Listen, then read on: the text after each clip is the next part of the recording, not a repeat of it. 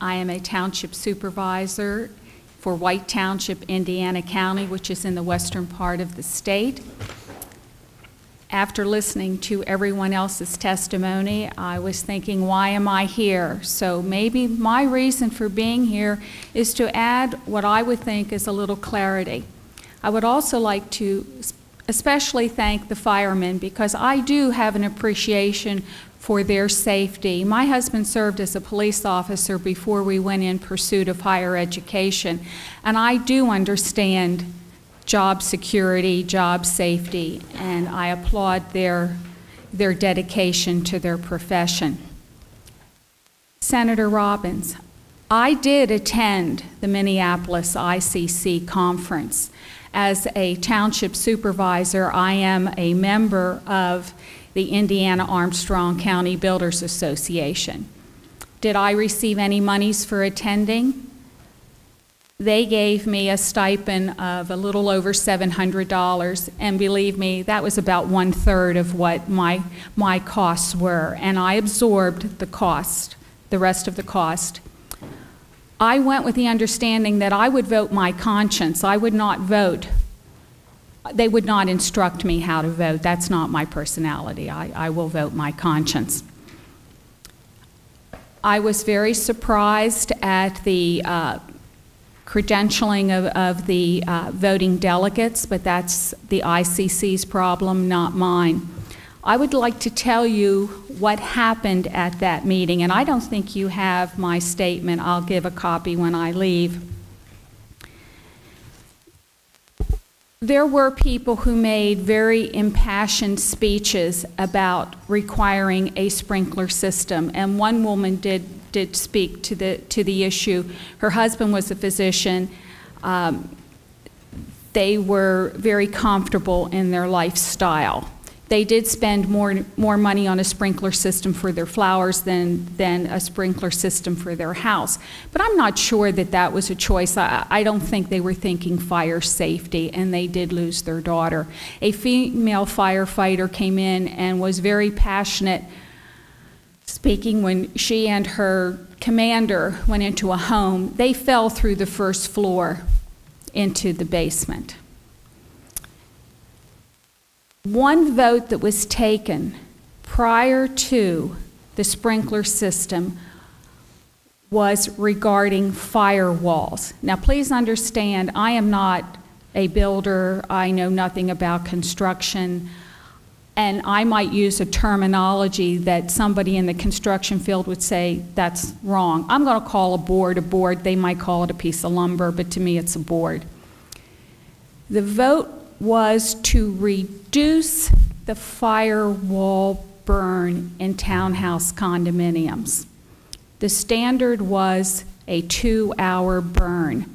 Now, I'm not a fireman, I'm not in construction, but they voted to change that from 2 hours to 1 hour. And the people that made that vote happen were the 700 firemen that were bussed in to vote on one issue and one issue only. These people were not there the 3 days that I was there. They weren't there from 8 a.m. in the morning to 12 at night the way I was. But they voted. Why anybody would vote to go from a 2-hour burn to a 1-hour burn is beyond me. But that vote carried. The next vote was for the sprinkler system. And needless to say, we wouldn't be here today if that vote had not carried. When that vote ended, those 700 people stood up and collected their little plastic-based sprinkler head trophy and left the room. I'm sitting there thinking, is this 8th grade wrestling?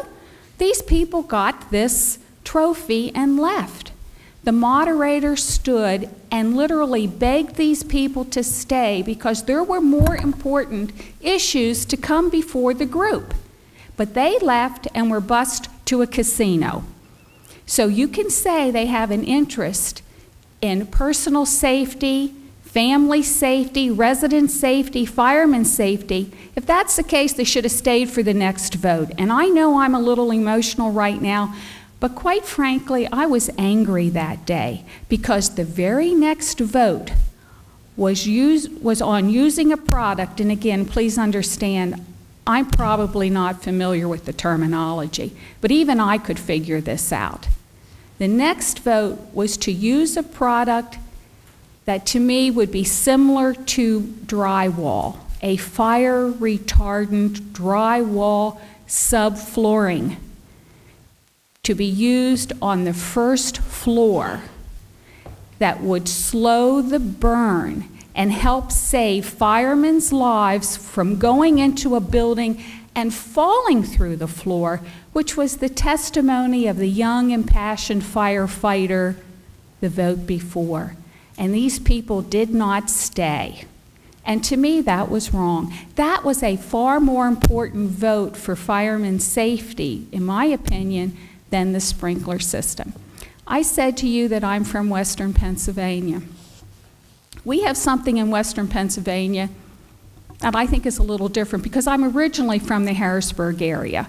In Western Pennsylvania, we have something called rock, and we have a heck of a lot of rock. And when you dig a foundation for a home, most of it is rock, and if it's not rock, it's a lot of heavy clay. To require a sprinkler system in a rural community in areas that are not serviced by public sewer systems and city water, you are adding $5,000 to $10,000 on home construction. Indiana County is has one of the lowest incomes in the state. We have a lot of unemployment. To add an additional expense to home construction basically is not fair. You would be preventing lower and lower middle income people from the American dream of home ownership because they are not going to be able to afford it. And while I was sitting in the back of the room, I was looking at people's faces. My own face. Take a look at this face. This is not a young face. I own my own home. I worked very hard, my husband and I worked very hard to get it, but what about the young person, the person who's making minimum wage? They are never going to have an opportunity for home ownership if there is legislation that adds $5,000 to $10,000 on the home ownership. I'm not opposed to sprinkler systems, absolutely not. But if you can afford it, put it in. My husband made the comment to me Sunday, well, you know, hon, if you have a 30-year mortgage, adding $5,000 to $10,000 to a 30-year mortgage, that's not a lot of money. And I reminded him when we bought our first house, if they would have added $10 or $20 to that loan payment, we would not have been able to buy our house. So I feel you have a responsibility not only to the people in the state of Pennsylvania, but you have a responsibility to what my father always called the little guy. You mentioned, let me rephrase what I was going to say. The gentleman on the previous panel mentioned Scottsdale, Arizona. Have you ever been to Scottsdale, Arizona? There is a heck of a lot of money in Scottsdale, Arizona. We have family who live there. Most of the home construction is single floor, and people in Scottsdale, Arizona can afford a sprinkler system. People in Indiana, White Township, Western Pennsylvania, they cannot. So there are ways of encouraging people to have sprinkler systems, but making it a mandatory procedure is not fair. And I'm sure when I'm finished talking, I'm going to think of 12 other things I should have said, but you've been here a long time, and I will, if you have any questions later, I'll try and answer them. But I'm finished now, and thank you very much for the opportunity. Thank you, Supervisor McCauley. We appreciate your testimony.